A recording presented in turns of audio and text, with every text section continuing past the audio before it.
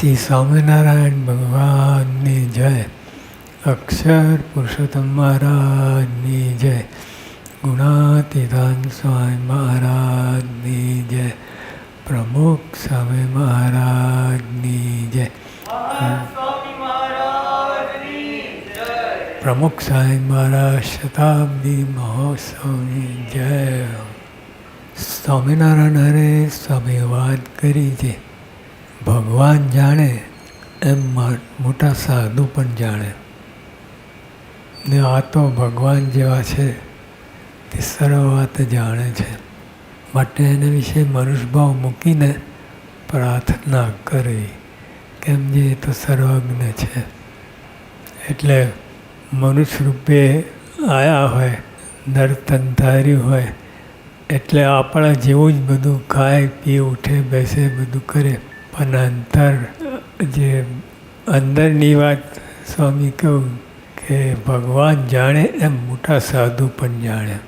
ને આ તો ભગવાન જેવા છે તે સર્વ વાત જાણે છે. ભગવાન જેવા છે બધું આવી જાય, ભગવાન જાણે બધું જ જાણે, માટે એના વિશે મનોભાવ મૂકીને પ્રાર્થના કરીએ. ટૂંકમાં બધું પડતું મૂકીને એ મોટા જાણીને મનમાં ધારીને કે આ મોટા છે, ભલે આપણને સમજાતું નથી કાંઈ, પણ મોટા છે, ભગવાન જેવા છે, એટલે બધું જ જાણે છે.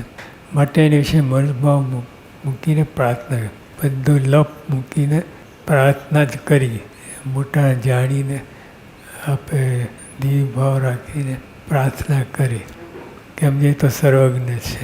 બીજું બધું મૂકીને સીધા ચાલવું.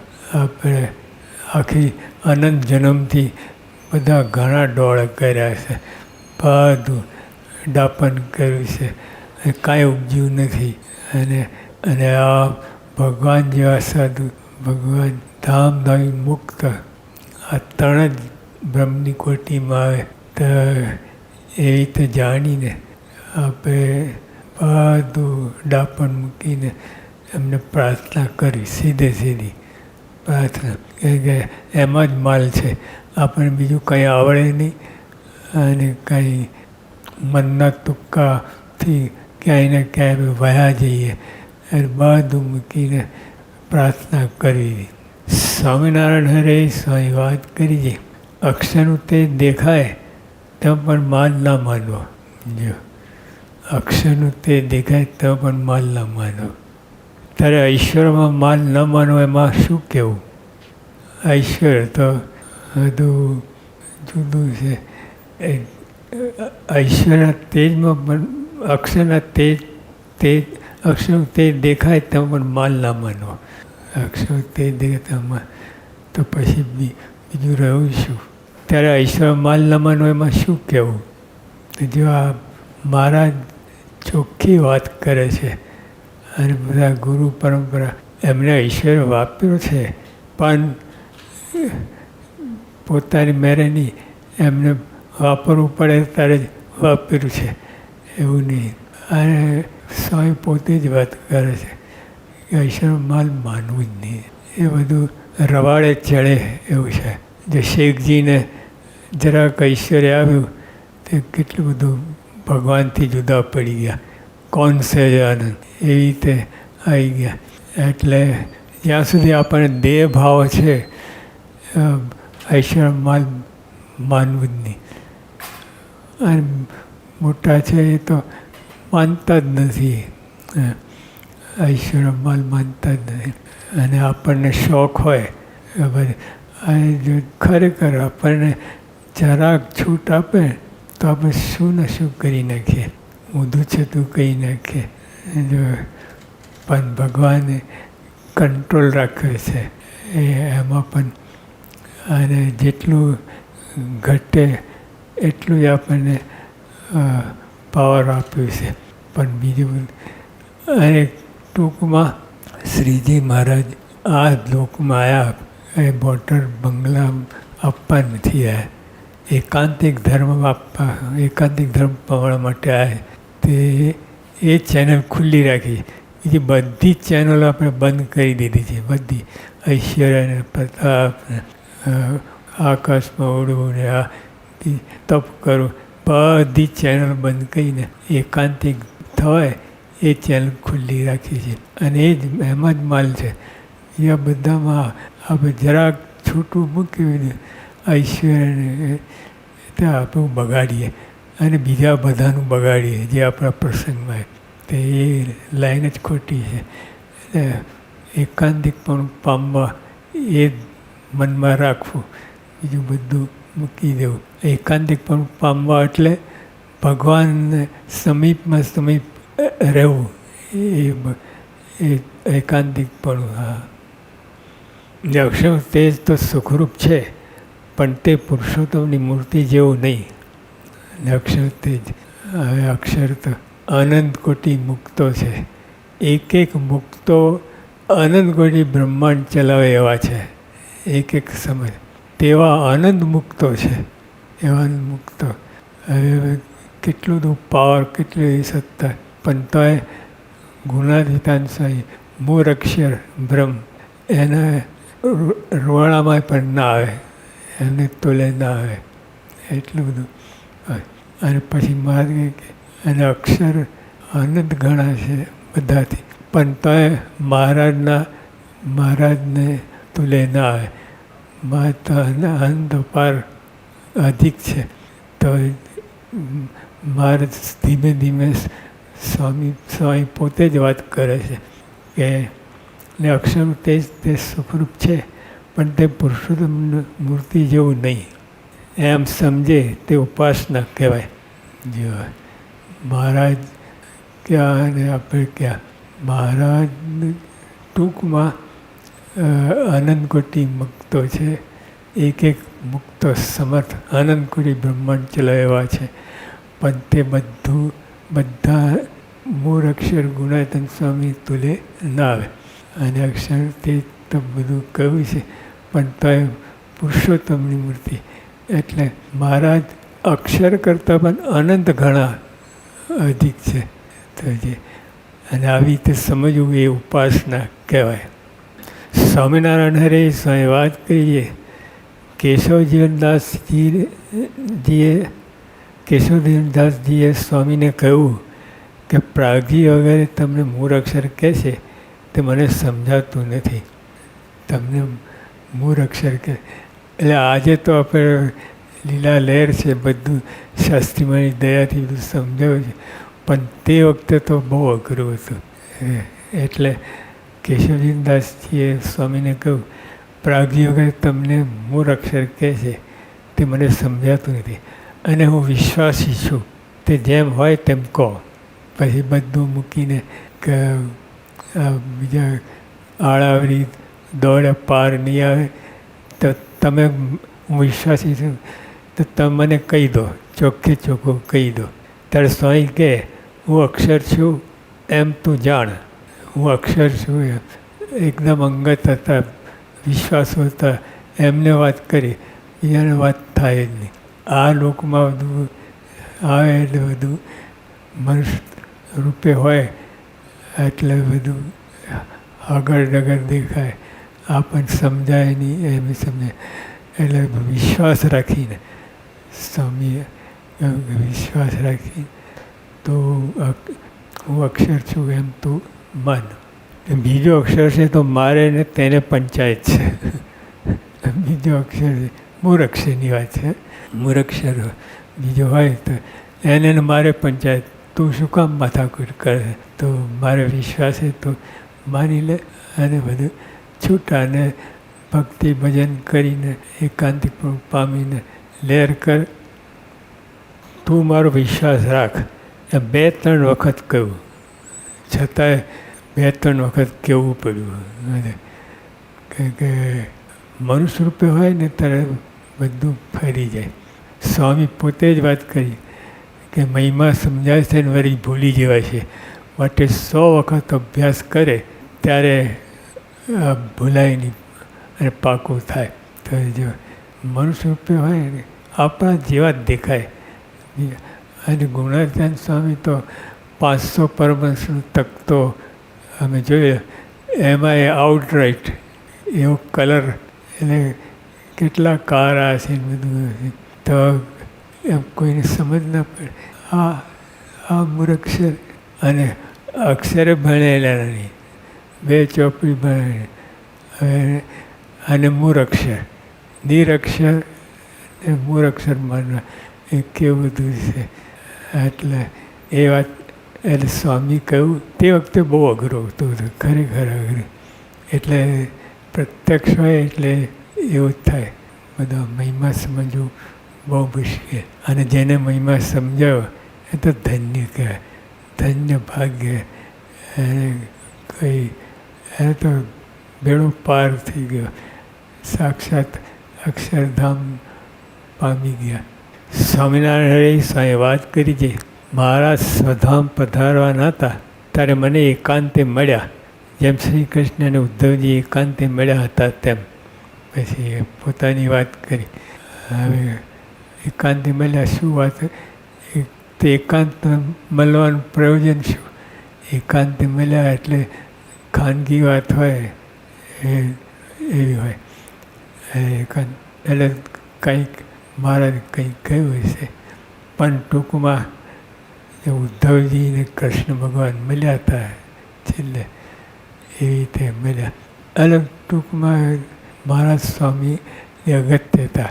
મહારાજ પુરુષોત્તમ નારાયણ અને ગુણધર્મ મૂળાક્ષર એ 2 સ્થાપિત થાય છે. સહેજાનંદ સ્વામી મહારાજની જય. શ્રી સ્વામિનારાયણ ભગવાનની જય.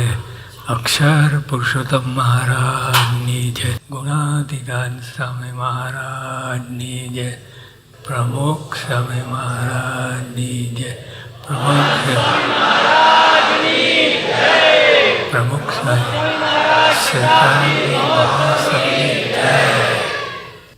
ભગવાનના એકાંતિક સંત છે એ જ ભગવાનનો માર્ગ છે. આપણે કેટલાય માર્ગ હોય, આમ આખી દુનિયામાં કેટલાય માર્ગો છે, પણ ભગવાનની પાસે જવું હોય તો ભગવાનના એકાંતિક સંત છે એ જ ભગવાનનો માર્ગ છે. બીજા એકાંતિક સંત એ જ માર્ગ છે, એના દ્વારા ભગવાન પરમ એકાંતિક સંત રાજી કરે પછી ભગવાનને બધી સ્વીકારે. નહીં તો બીજા માર્ગે ચડી જવાય તો કાંઈ હાથમાં ના આવે. ભગવાન સિવાય બીજું કાંઈ હાથમાં ના આવે. ભગવાનના એકાંતિક સંત છે એ જ ભગવાનનો માર્ગ છે. તેનો અભાવ એ જ ભગવાનના માર્ગ થકી પડ્યો જાણવો.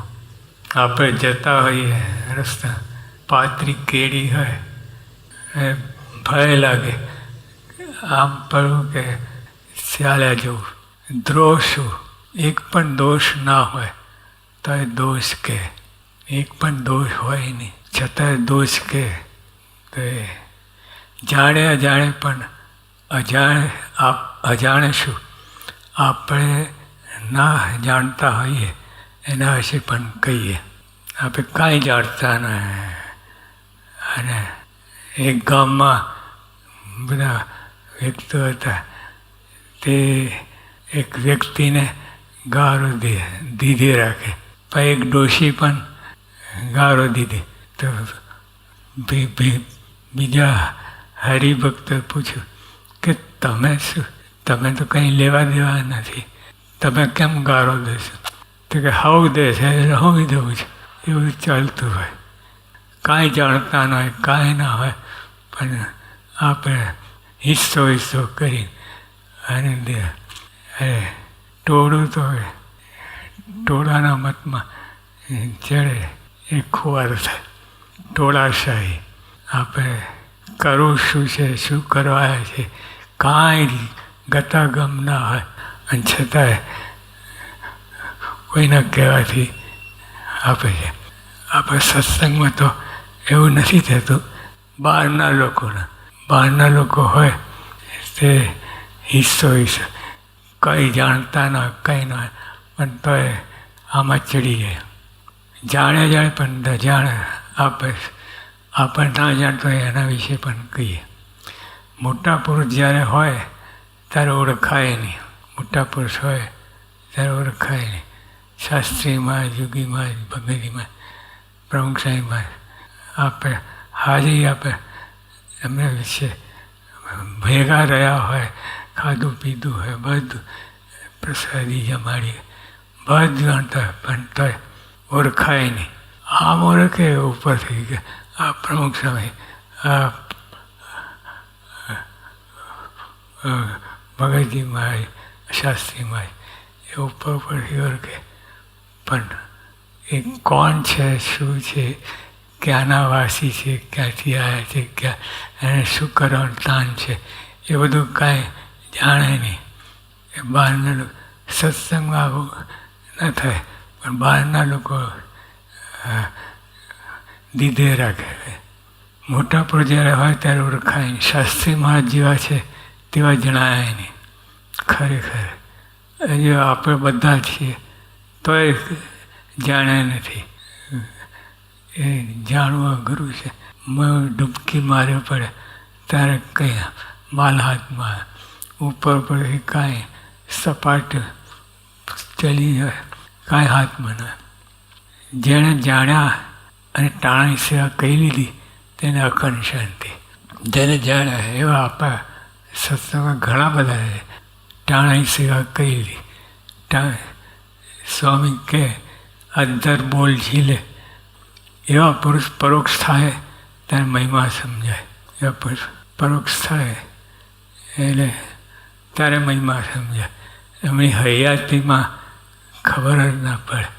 ભાગ્ય બધાને કોઈને ખબર પડે. જેવા છે તો જણાય જ નહીં. એમ પ્રગટની ઓળખાણ થોડા પુણ્ય થતી નથી.